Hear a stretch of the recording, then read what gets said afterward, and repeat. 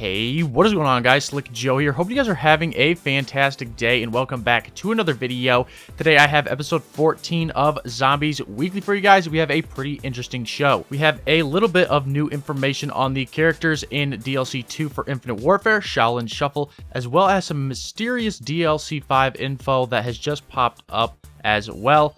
But if you do enjoy this video, be sure to leave a like and subscribe to the channel if you are new. I would really appreciate that a whole damn lot. This week, we're going to be upping our like goal, so let's see if we can hit 50 likes on this video. That would be fucking insane, but I know you guys can do it. You always kill it with the likes, so be sure to smash that like button, and let's get right into the video. So like I said, a little bit of new information for DLC 2 Shaolin Shuffle, popping up on Twitter via the Call of Duty Twitter page. They have been tweeting out some images that come with some descriptions of the characters, the fighting styles, and some other stuff. So we are starting off with AJ, and as you can see, he looks completely different than normal. The characters in DLC 2 seem to have a whole new twist and turn to what they look like. They all look completely different than they have looked in the past, except for maybe Sally looks kind of the same, but all the other ones look a lot different, and it's going to be really interesting to see them in game. But like I said, starting with AJ here, we have a picture of him, really cool image, and it says decked out with superfly threads and a silver tongue to match. AJ returns as the resident IW Zombies bad boy in Shaolin Shuffle. Moving on to the next one here, we have Andre. It says never one to shy away from a fight. Andre's ready to rock Shaolin Shuffle and send Willard Wyler to the grave. Poindexter makes his debut as the 70s punk rocker in IW Continuum's Shaolin Shuffle.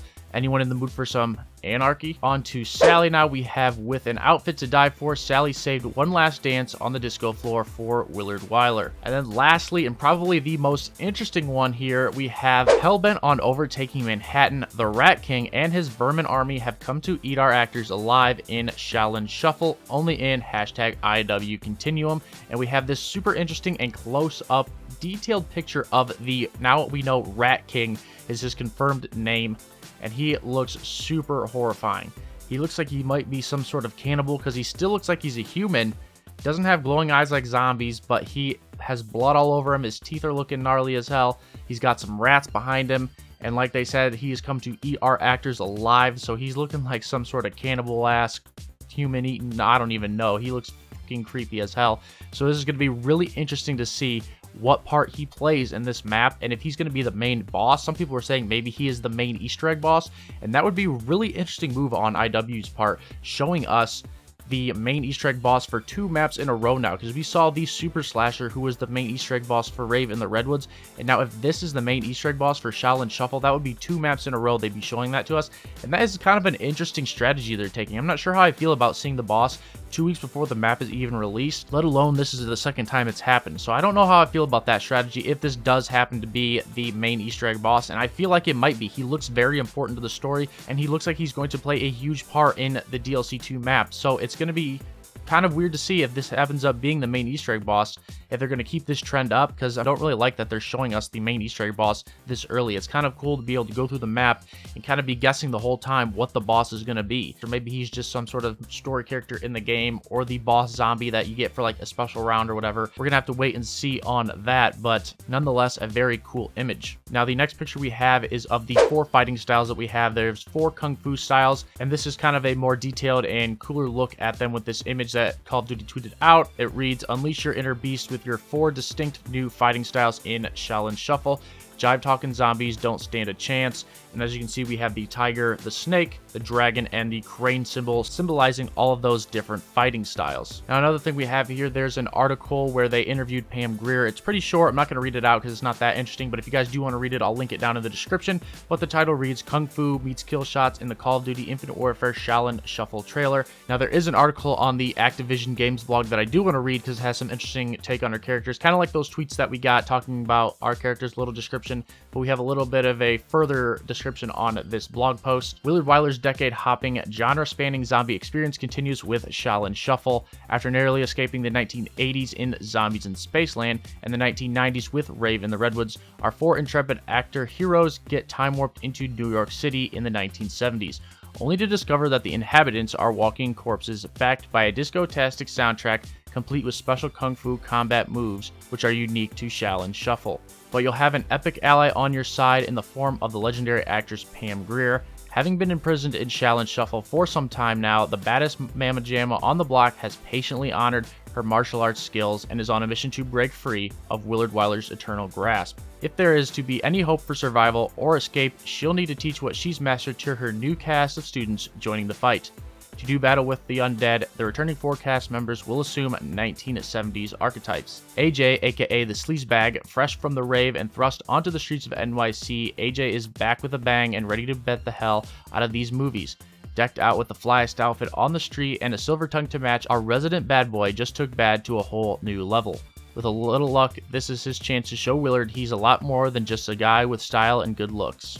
Andre, aka the Street Poet.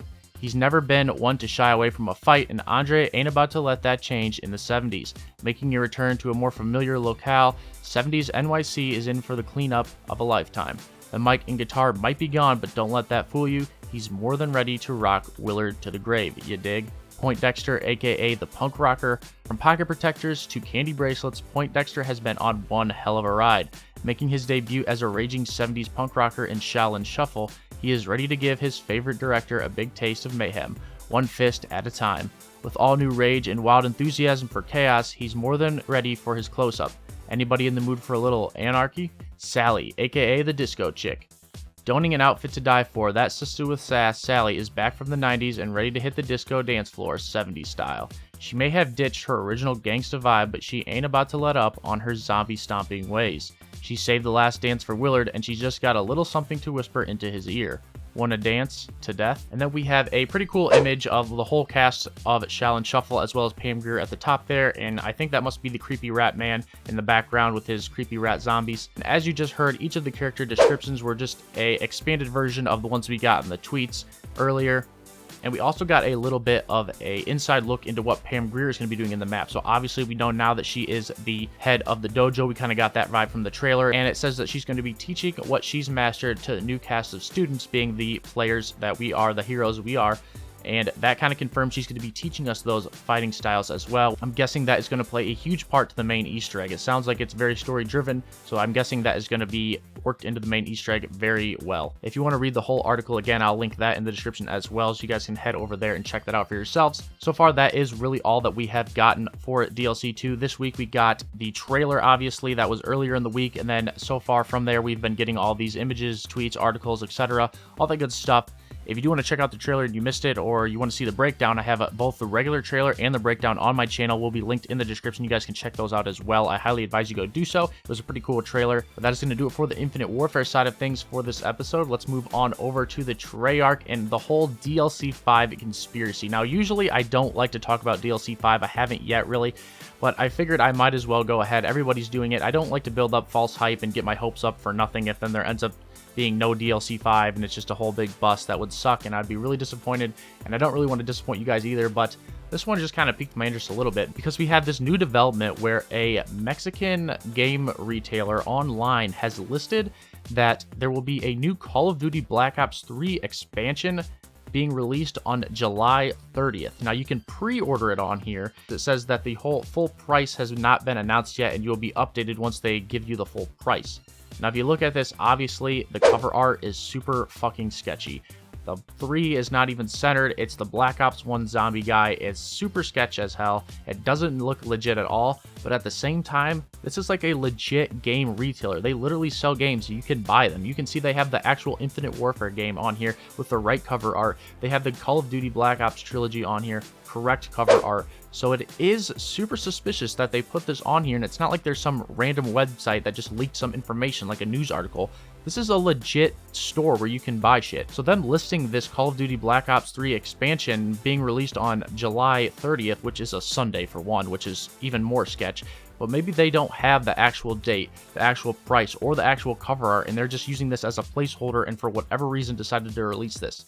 Now, there's obviously a huge chance that this means absolutely nothing, and maybe they're just trolling. Maybe they've been seeing all the hype and they literally just wanted to troll us, or maybe they just don't know what they're talking about and they're just confused. Maybe this is a false website, I guess. I don't really know. I know for sure I'm not going to try and buy anything from this website, but like I said, who knows? Maybe someone in the comments can confirm that this is a real website or not. I'll link it down in the description if you want to head over there and check it out for yourselves. But I'm not going to say it's confirming anything. Obviously, it doesn't confirm anything, but it does just spark a little bit of interest and curiosity as to why they have put this up there. And I'm sure there'll be more developments in the future. Glitching Queen and all of them are great at getting information out of this stuff, and I'm sure they're going to go to the source and try and figure out what in the hell this is and what exactly it means. And hopefully we can get some sort of information and confirmation onto what this is here in the next couple of days. I'll be sure to keep you guys updated. Obviously, in the next Zombies Weekly, next Monday, I will be talking about this again, hopefully, if we have more developments. But that is going to do it for today's episode. I hope you guys did enjoy. Go ahead and let me know down in the comments below, what are your thoughts on this new pre-order DLC content for Black Ops 3? Do you think this is legit? Do you think this is some fake website?